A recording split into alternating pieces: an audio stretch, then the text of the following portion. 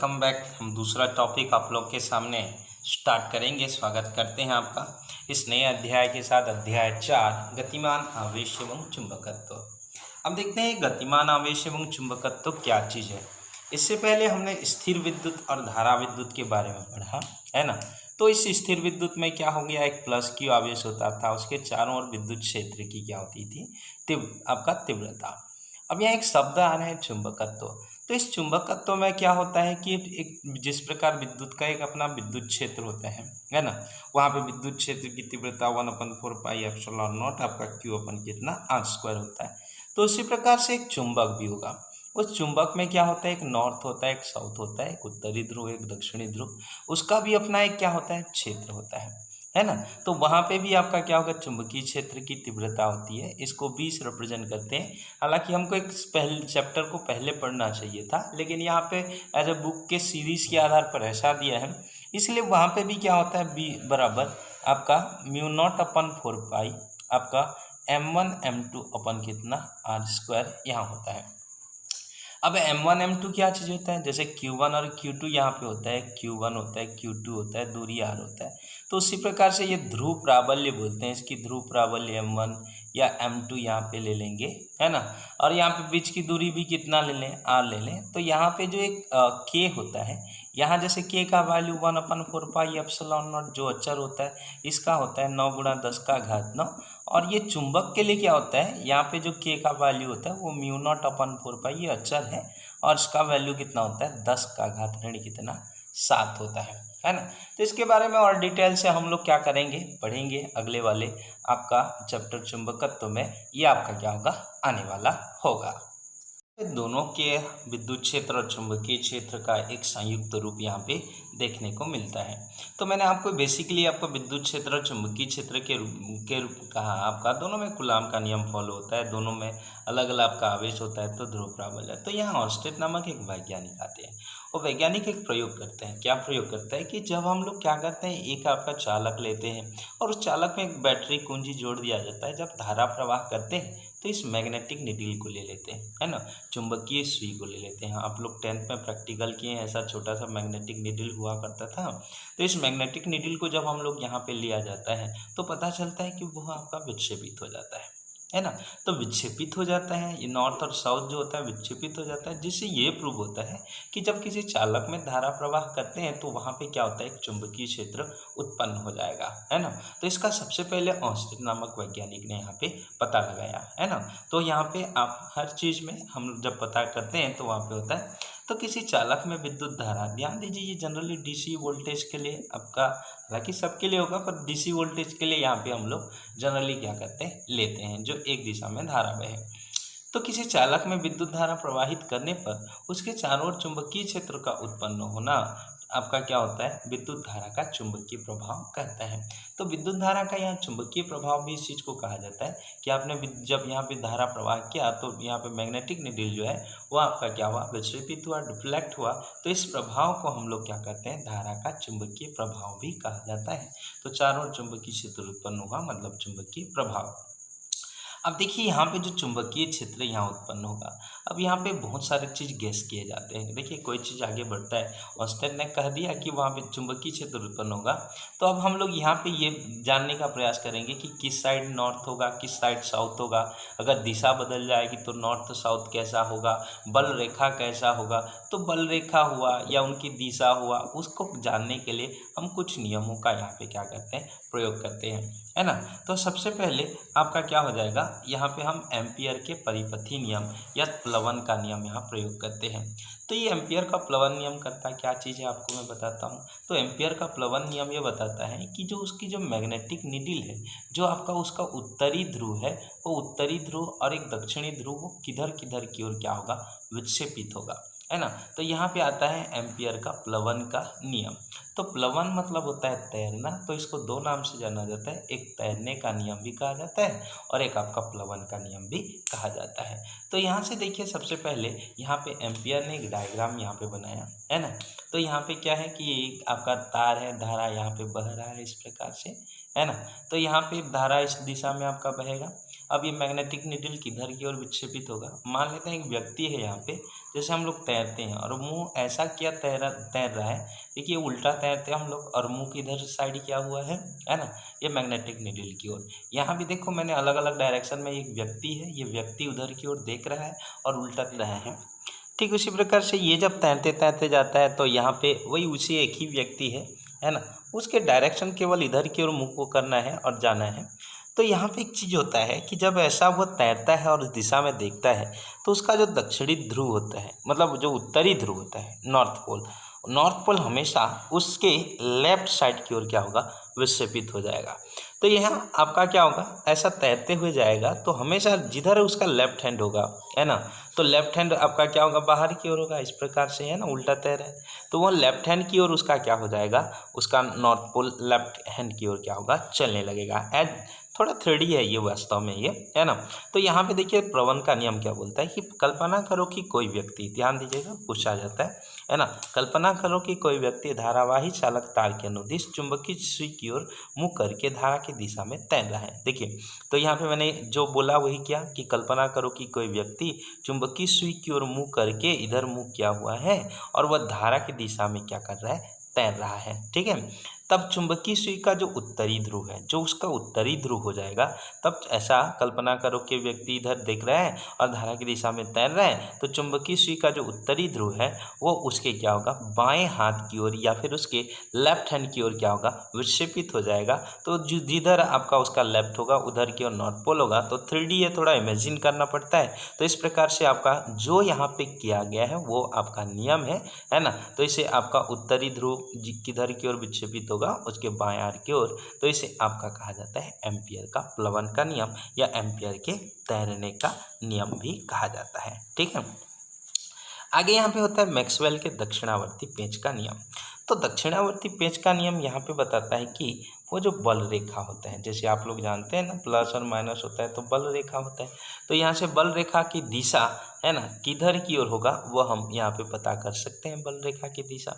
तो यहाँ पे देखो एक चालक तार है और वो चालक तार में क्या बह रहा है, धारा बह रहा है। ठीक है, तो एक चालक तार में जब धारा बह रहा है ना, तो उसके चारों ओर क्या हो जाएंगे, बल रेखा होंगे, है ना। तो बल रेखा किस प्रकार से होंगे, तो यहाँ पे क्या करता है मैक्सवेल, मान लेते हैं कि एक स्क्रू, कल्पना करो कि एक स्क्रू ले लो, यहाँ पे एक स्क्रू ले लो, है ना, और उस स्क्रू को क्या करो, घुमाओ, है ना। धारा जिधर जा रहा है ना, धारा अगर आगे बढ़ रहा है तो आप आगे की ओर उसको कसो, अगर धारा उल्टा बहता तो आप उसको क्या करोगे, ढीला करोगे, है ना।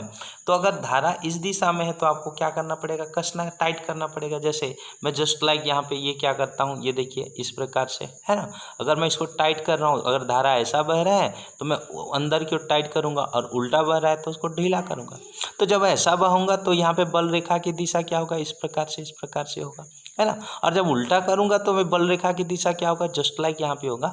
तो यही है आपका क्या होगा, मैक्सवेल के दक्षिणावर्ती पेंच का नियम। तो दक्षिणावर्ती कार्क या पेंच, इसको स्क्रू कहा जाता है। कल्पना करो जो धारावाही चालक की दिशा में क्या कर रहा है, अनुदिश रखा हुआ है, उस दिशा में रखा है।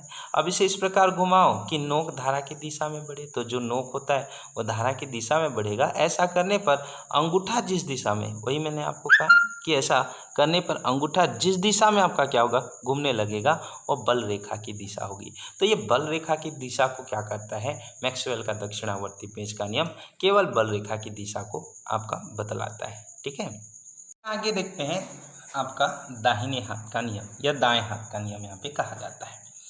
ये दाएं हाथ का नियम भी एक तरीके से बल रेखा को ही रिप्रेजेंट करता है। ये अलग अलग वैज्ञानिकों द्वारा अलग अलग आपका दिया जाता है ना। तो इसको कर्ल का भी नियम कहा जाता है। ठीक है, कर्ल नामक वैज्ञानिक है, तो कर्ल का नियम भी इसे चीज कहा जाता है। उससे पहले मैक्सवेल ने दिया था मैक्सवेल का नियम, है ना। तो दाएं हाथ का नियम बल रेखा को रिप्रेजेंट करता है। तो यहाँ पे हम लोग क्या करते हैं, देखिए कि सबसे पहले जिस धारा जिसे जैसे एक आपका क्या बह रहा है, इसमें एक तार में धारा बह रहा है। अब इस तार में जैसे जनरली धारा बह रहा है, जैसे ये तार में धारा बह रहा है, अब मैं इसको ऐसा सीधा कर दूंगा। अब अंगूठा को ऐसा करूंगा जिस दिशा में, बाय द वे धारा ऐसा बह रहा है तो अंगूठा को मैं उस दिशा में कर दूंगा। ठीक है, अब ऐसा करने पर अब मेरे को उंगलियों को मोड़ना पड़ेगा ऐसा। तो उंगलियों को मैं मोड़ रहा हूँ, तो उंगलियों को जिस दिशा में मोड़ रहा हूँ वो क्या करेगा, उसके बल रेखा की दिशा को रिप्रेजेंट करेगा। देखिए मैं यहाँ हाथ पकड़ा हूँ, यहाँ पे हाथ है, ये हाथ में क्या है, अब तार है, तार की दिशा में हम पकड़ेंगे नहीं, करंट लगेगा, पर यहाँ पे डीसी है, वैसे कुछ प्रॉब्लम नहीं होगा। तो यहाँ पे आपका क्या होगा, ऐसा पकड़ेंगे तो यहाँ से आपका धारा की दिशा में आपका क्या हो जाएगा, जो उंगलियां जिधर मड़ेंगे उधर चुंबकीय जो भी बल रेखा है वो बल रेखा के क्षेत्र रेखाएं भी कहा जाता है, उसको रिप्रेजेंट करता है। तो यहाँ पे देखिए आपका कर्ल का नियम भी कहा जाता है, दाहिने हाथ का नियम भी कहा जाता है। तो दाहिने हाथ का नियम बोलता है कि एक धारावाही चालक को दाएं हाथ से इस प्रकार से पकड़ो, ये देखिए इस प्रकार से पकड़ो कि अंगूठा धारा की दिशा में, ये देखिए अंगूठा जो है आपका वो अंगूठा धारा की दिशा में होगा, है ना, और धारा की दिशा में हो, उंगलियों को जिस दिशा में मोड़ना पड़ता है, उंगलियों को आपको मोड़ना पड़ेगा, जिस दिशा में मोड़ेंगे तो वो चुंबकीय क्षेत्र रेखाओं की दिशा को क्या करती है, प्रदर्शित करती है। तो इसे दाहिने हाथ का नियम या कर्ल का नियम भी कहा जाता है। तो आपको जिधर आपका उंगलियां मुड़ेगा वो बल रेखा को रिप्रेजेंट करेगा। उससे पहले स्क्रू जिधर घूमेगा, अंगूठा जिधर घूमता था वो बल रेखा होता था। ठीक है, तो आइए इस प्रकार से आपका कोई सा भी नियम आपको पूछा जा सकता है। एक फाइनल यहाँ पे अंतिम नियम होता है। अब इस नियम के आधार पर हम परिणामी चुंबकीय क्षेत्र की दिशा को रिप्रेजेंट करते हैं। देखें इसमें हम लोग क्या कहते हैं, सबसे पहले कि एक तार है ना, उसमें परिणामी चुंबकीय क्षेत्र निकालना है। जैसे एक तार मैं ले लेता हूँ और यहाँ पे मेरे को क्या करना है, इधर चुंबकीय क्षेत्र ज्ञात करना है। तो इधर चुंबकीय क्षेत्र ज्ञात करूंगा तो यहाँ पे उसकी दिशा किधर होगा, है ना, या तो बाहर की ओर होगा या तो अंदर की ओर होगा, है ना।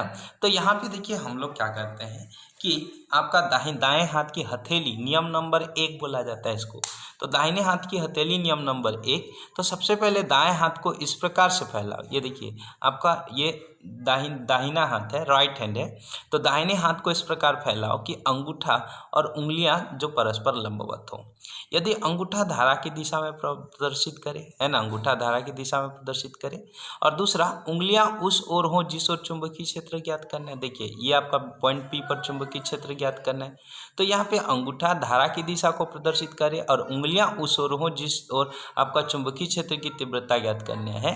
तो इसका परिणामी जो चुंबकीय क्षेत्र होगा वह आपका क्या हो जाएगा, आपका हथेली के लंबवत किधर, बाहर की ओर होगा। तो परिणामी चुंबकीय क्षेत्र जो होगा वो परिणामी चुंबकीय क्षेत्र इस पॉइंट पर यहाँ पे कैसा होगा, ये उसका परिणामी चुंबकीय क्षेत्र की दिशा को रिप्रेजेंट करेगा। तो मैं फिर से आपको बता दूं, ये एक चुंबकीय क्षेत्र, यहाँ पे धारा बह रहा है, तो ये मार्कर में धारा बह रहा है, अंगूठा को फैला दिया, इधर मेरे को चुंबकीय क्षेत्र। अब देखो जिधर आपको चुंबकीय क्षेत्र निकालना है, इधर या उधर, किधर, जिधर निकालना है उस उंगलियों को उधर कर देना। तो यहाँ परिणामी चुंबकीय क्षेत्र जो होगा वह हथेली के लंबवत किधर की ओर होगा, बाहर की ओर। तो ये दिशा आपका क्या होता है, परिणामी चुंबकीय क्षेत्र की दिशा को ये रिप्रेजेंट करता है। तो मैं फिर से आपको समझाने का प्रयास करता हूँ। देखिए कि दाएं हाथ की हथेली को इस प्रकार फैलाओ कि उंगलियां अंगूठे के लंबवत हों। देखिए उंगलियां और अंगूठा परस्पर यहाँ पे 90 डिग्री का एंगल बनाना चाहिए, है ना। तो यहाँ पे देखिए ये उंगलियां और अंगूठा 90 डिग्री का एंगल बना दे, है ना। अब यदि अंगूठा चालक में बहने वाली धारा के रिप्रेजेंट करते हैं, अंगूठा बहने वाली धारा का रिप्रेजेंट करता हो, है ना, और यहाँ पे बोलता है कि दिशा में हो तथा उंगलियां उस बिंदु की ओर संकेत करती हैं। जैसे मेरे को इस ओर आपका चुंबकीय क्षेत्र करना है तो उंगलियां उस बिंदु की ओर संकेत करती हैं जिस बिंदु की ओर चुंबकीय क्षेत्र की तीव्रता हमें क्या करनी होती है, ज्ञात करनी है। जो कर रहा हूँ उसी को नियम बता रहा हूँ। चुंबकीय क्षेत्र की तीव्रता ज्ञात करनी है तो चुंबकीय क्षेत्र की दिशा हथेली के लंबवत बाहर की ओर, तो उसकी जो दिशा है वह 3D है, ये बाहर की ओर ऐसा है। तो ये आपका क्या होगा, इस प्रकार से हथेली के लंबवत किधर की ओर, बाहर की ओर यहाँ पे होगा। तो इस प्रकार से ये परिणामी चुंबकीय क्षेत्र की दिशा को क्या करते हैं, रिप्रेजेंट करते हैं। तो दाएं हाथ की हथेली नियम नंबर 1 में आप ये अंगूठा को धारा का दिशा होना चाहिए, जिधर चुंबकीय क्षेत्र हो सकता है कि चुंबक ऐसा, अगर ऐसा है तो आप इधर चुंबकीय क्षेत्र निकाल सकते हो, इधर चुंबकीय क्षेत्र निकाल सकते हो। तो जिधर भी आपको निकालना है उंगलियों को उस ओर फैलाना है। तो परिणामी किधर होगा, परिणामी हथेली के लंबवत क्या होगा, अगर ऐसा है तो मेरा हथेली जिससे होगा ऐसा लंबवत क्या होगा, बाहर की ओर होगा। में देखिए आगे बढ़ते हैं हम लोग कि अब हमने ऑस्टेड ने कहा भाई कि धारा बहेगा तो वहाँ पे चुंबकीय क्षेत्र उत्पन्न होगा। फिर वहाँ पे आपका मैक्सवेल ने कहा, कर्ल ने कहा, है ना, सब ने कहा कि उसका डायरेक्शन क्या होगा, उसमें दिशा क्या होगा। ठीक है, अब हमको ये पता चल गया कि दिशा कितना होगा, कौन से डायरेक्शन में होगा।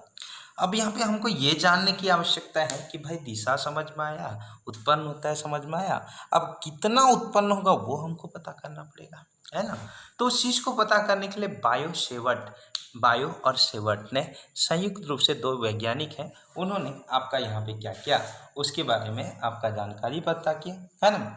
तो यह फ्रांसीसी भौतिकी वैज्ञानिक जिनको नोबेल पुरस्कार भी इसके लिए उनको आपका 1820 में मिला था। तो अब यहाँ पे जानने के लिए उन्होंने क्या किया, देखिए सबसे पहले उन्होंने एक आपका धारावाही चालक लिया।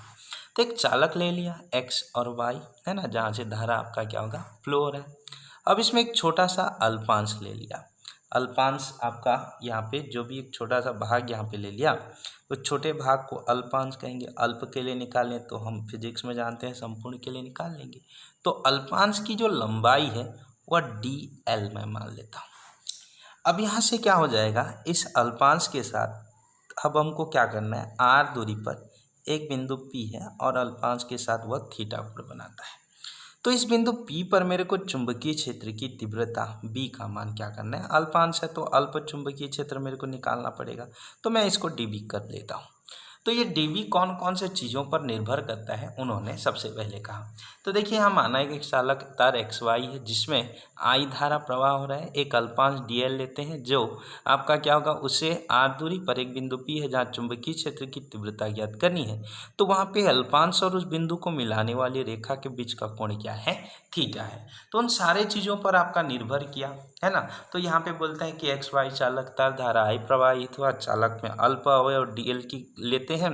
अब यहाँ धारावाही और अवयव के द्वारा बिंदु P पर चुंबकीय क्षेत्र जो है dB है।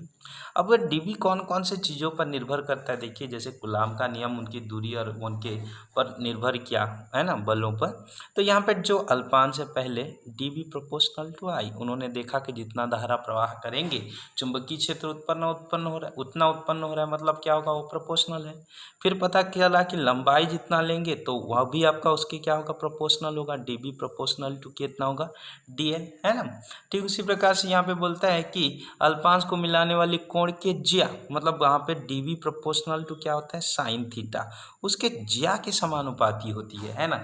90 डिग्री होगा तो साइन 90 में क्या होगा, आपको पता है ना, साइन 90 का वैल्यू 1 होता है। तो जब वो 90 डिग्री ऐसा रहता है तो चुंबकीय क्षेत्र अधिक होता है ना। तो इस प्रकार से आपका क्या हो जाएगा, उसके कोण के ज्या के और उसके बीच की दूरी के वर्ग के व्युत्क्रमानुपाती, मतलब यहाँ dB inverse proportional to r square, मतलब दूरी कम होगी तो चुंबकीय क्षेत्र ज़्यादा होगा, जाहिर सी बात है, पास में ज़्यादा दूर में कम।